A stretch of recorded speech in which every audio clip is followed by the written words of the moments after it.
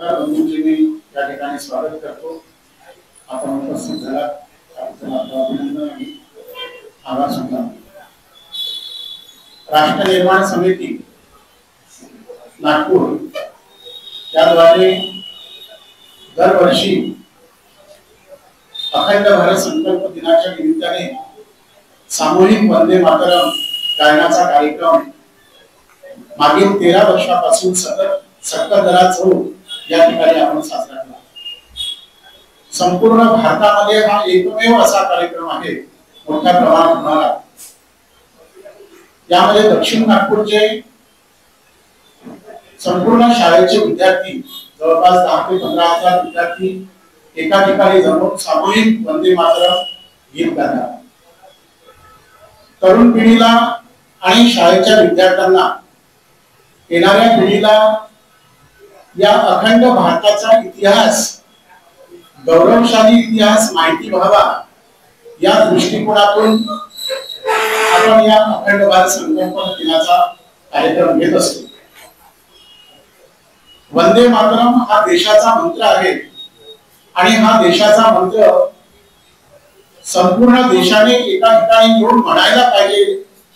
अखंड भारताचा इतिहास माहिती व्हायला पाहिजे आणि त्या तरुण पिढींनी त्याला गौरव वाटायला पाहिजे की आपला हा भारत अखंड जेव्हा होता तेव्हा हा कसा होता, त्याचा इतिहास काय होता हे संपूर्ण माहिती व्हावी या दृष्टिकोनातून शाळेचे विद्यार्थी कॉलेजचे विद्यार्थी त्या ठिकाणी एकत्र येत असतात। माझ्यासोबत राष्ट्र निर्माण समितीचे सर्व पदाधिकारी यामध्ये ॲडव्होकेट कमलजी सेडार या ठिकाणी उपस्थित आहे।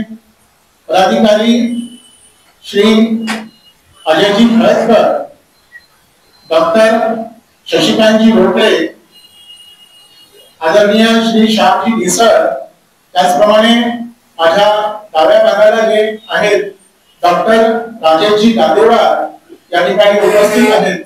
त्याचप्रमाणे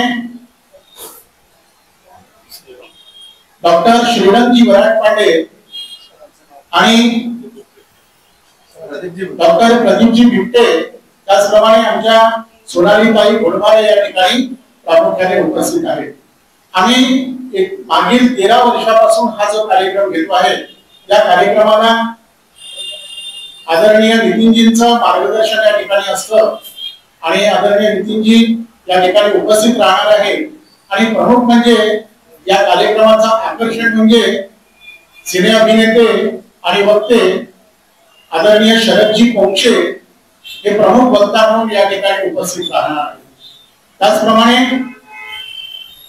या विविध शाळेमधून एक राष्ट्रभक्तीचा जागर व्हावा या दृष्टिकोनातून एक स्पर्धा घेण्यात येतं शाळेच्या विद्यार्थ्यांसाठी। त्याच्यामध्ये राष्ट्रप्रेमावर आधारित एखादं गीत असतं, राष्ट्रभक्तीवर आधारित। त्याचप्रमाणे वंदे मातरम त्याचा व्हिडिओ आम्हाला पाठवायचा असतो आणि त्या व्हिडिओच्या माध्यमातून परीक्षा प्रथम क्रमांक 7,001 रुपये त्या ठिकाणी ठेवण्यात आलेला आहे।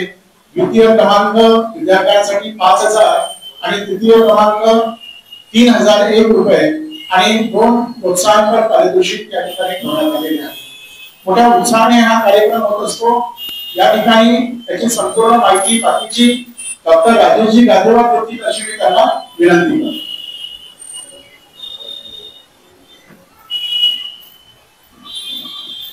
राष्ट्र निर्माण समितीच्या अंतर्गत अखंड भारत ह्या कार्यक्रमाचं 14 ऑगस्टला जे नियोजन केलेलं आहे त्या नियोजनामध्ये प्रामुख्याने दक्षिण नागपूर आणि सर्व परिसरातील विद्यार्थी ह्या कार्यक्रमाला प्रामुख्याने उपस्थित राहणार आहे।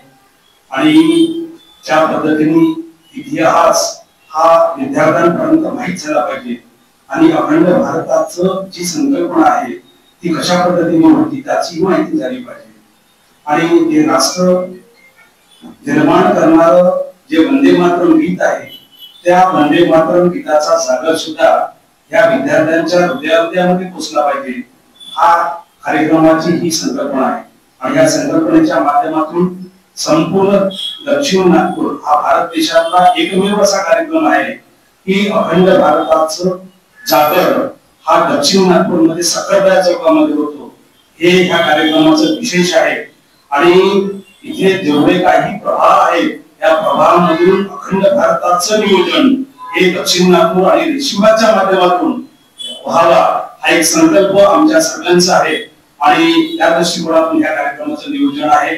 आणि या कार्यक्रमासाठी आपण प्रामुख्याने त्या कार्यक्रमाला खूप जास्त प्रसिद्धी द्यावी अशी आम्ही सगळ्यांची विनंती आहे. या कार्यक्रमामध्ये आपण उपस्थित राहावं. या कार्यक्रमाचा जागर सर्वसामान्य लोकांच्या मनामध्ये पोहोचवण्याची जबाबदारी आपल्या पत्रकार बंधू भगिनींची आहे. हे आपण करा एवढाच विश्वास या प्रसंगी देतो. धन्यवाद.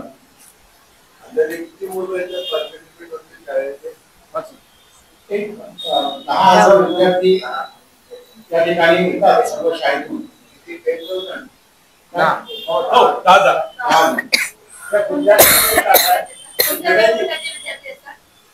हे 8वी 9वी 10वी आणि 11वी 12वी आणि कॉलेजचे विद्यार्थी असतात.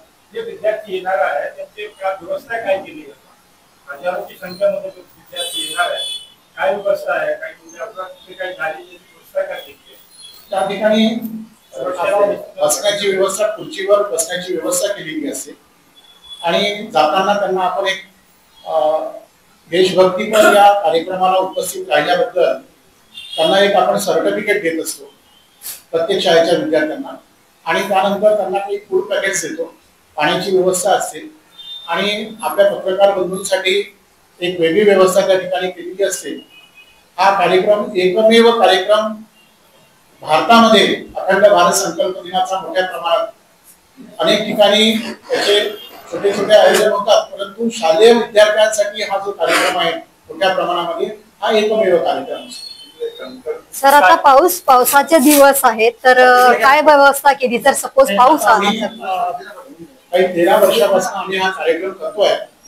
अनेक वेळा असं झालेलं आहे की रिमझिम पाऊस आलेला आहे, परंतु अजून त्यामध्ये छान मुलांना देशभक्तीचा इतका त्यांना प्रचंड उत्साह असतो विद्यार्थ्यांना.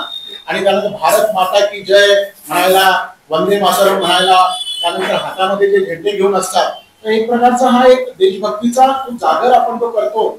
एक अतिउत्साहामुळे थोडासा पाऊस जरी आला तरी आपल्याला तो सहन करावा लागतो. सहन करण्यापेक्षा तो अधिक रोमांचित होतो.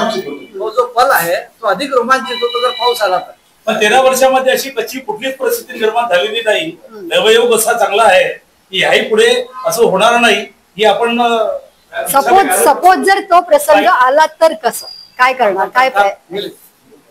काही फेसबुक लाईव्ह किती शाळा सहभागी होणार आहेत सर याच्यामध्ये? त्याच्यामध्ये एकूण 65 शाळा ज्या आहेत छोट्या मोठ्या, काहींची संख्या 700 असते, काही 100 विद्यार्थी येतात, काही 50 येतात, काही 1000 विद्यार्थी येतात. अशा प्रकारे सर्व विद्यार्थी येतात. आणि मुख्य म्हणजे काय, आपल्या शाळेतून बऱ्याच शाळा ज्या जवळच्या आहेत त्या शाळेतून विद्यार्थी हातामध्ये झेंडे घेऊन प्रभात फेरीच्या माध्यमातून त्या ठिकाणी येतात. तर तो ते पाहण्यासारखं वातावरण असतं की प्रत्येक रस्त्यावरून विद्यार्थी चालत आहेत, हातामध्ये झेंडा आहे, भारत माता की जय म्हणत आहे, वंदे मातरम म्हणत आहे. म्हणजे हा एक प्रकारचा प्रत्येक ठिकाणी मला तर असं वाटतं की हा जो राष्ट्राचा मंत्र आहे वंदे मातरम, हा प्रत्येकाने म्हणजे विद्यार्थ्यांनीच नाही तर प्रत्येक नागरिकांनी त्या ठिकाणी उपस्थित राहायला पाहिजे आणि देशभक्तीचा जागर करायला. कॉम्पिटिशन मध्ये आपण शाळेमध्येच त्यांना रेकॉर्ड करायचं असतं, गाणं रेकॉर्ड करायचं असतं देशभक्तीपर, आणि एक वंदे मातरम, असे 2 व्हिडिओ 5 मिनिटाच्या आजचे रेकॉर्ड करून ते व्हॉट्सअप ग्रुपचे नंबर्स दिलेले आहे आम्ही त्यांना, त्या व्हॉट्सअपवर पाठवतात. आणि परीक्षक असतात 4, ते सर्व व्हिडिओ पाहून त्यांना नंबर्स दिले जातात. आणि नितीनजींच्या हस्ते त्या ठिकाणी जे प्रमुख अतिथी असतात त्यांच्या हस्ते सत्कार केला जातो.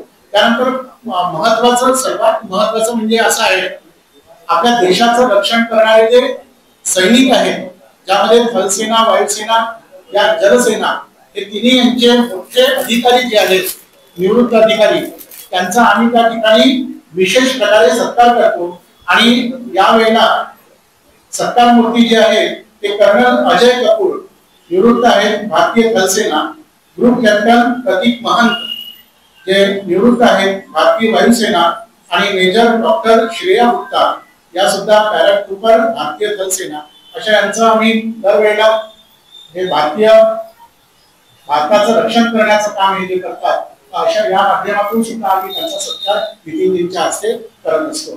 त्याचप्रमाणे एक जवळपास 150 ते 200 मुलांची आलाप संगीत विद्यालयाची टीम असते.